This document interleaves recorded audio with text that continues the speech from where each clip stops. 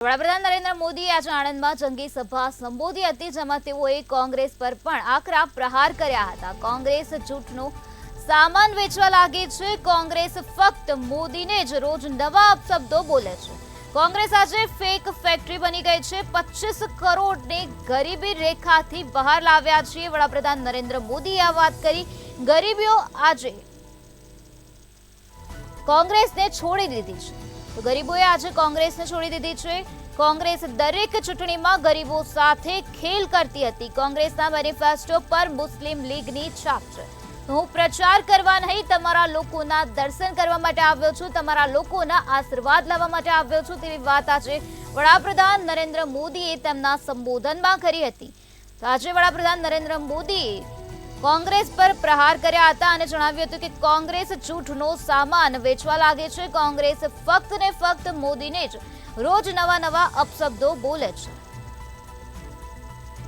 તો કોંગ્રેસ આજે fake factory બની ગઈ છે। ગરીબોએ આજે કોંગ્રેસને છોડી દીધી છે। કોંગ્રેસ દરેક ચૂંટણીમાં ગરીબો સાથે ખેલ કરતી જોવા મળે છે। તો દરેક ચૂંટણીમાં કોંગ્રેસ ગરીબો સાથે ખેલ કરે છે, રમત રમે છે। કોંગ્રેસના મેનિફેસ્ટો પર મુસ્લિમ લીગની છાપ છે। આજે આણંદમાં વડાપ્રધાન નરેન્દ્ર મોદીએ જંગી સભાને સંબોધી હતી, જેમાં તેઓએ કોંગ્રેસ પર પણ પ્રહાર કર્યા હતા। જેમાં તેઓએ કહ્યું કે કોંગ્રેસ ફક્ત મોદીને જ રોજ નવા અપશબ્દો બોલે છે।